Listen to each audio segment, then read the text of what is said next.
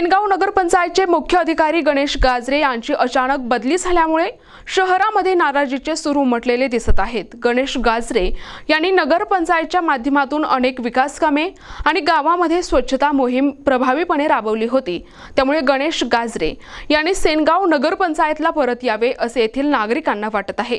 विशेष म्हणजे गावच्या विकासासाठी त्यांनी विशेष लक्ष दिल्यामुळे मुख्य अधिकारी गणेश गाजरेच पुन्हा यावेत अशी मागणी नागरिकांकडून केली जात आहे।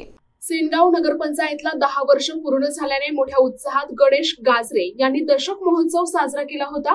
त्यांनी गावामध्ये अनेक ठिकाणी प्लास्टिक पन्नी मोहीम राबवली। त्यासोबत स्वच्छता मोहीम राबवत गणेश उत्सवानिमित्त विसर्जन करण्यासाठी कृत्रिम शेततळ्याचे आयोजन केले होते, ज्याला गावामधून मोठा प्रतिसाद मिळाला।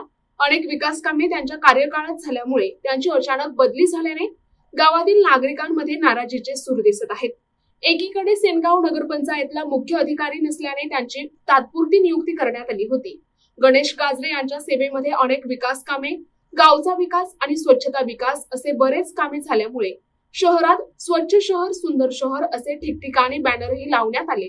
सर्व प्रभागांमधील नागरिक गणेश गाजरे यांच्या कार्याचे आभार मानत होते, परंतु अचानक बदली झाल्यामुळे शहरातील नागरिकांमध्ये नाराजीचे सूर पाहावयास मिळत आहे। गणेश गाजरे पुन्हा नगरपंचायतचे मुख्य अधिकारी व्हावेत अशी मागणी देखील गावातील नागरिक करत आहेत। प्रतिनिधी महादेव हरण, NTV न्यूज मराठी, सेनगाव, हिंगोली।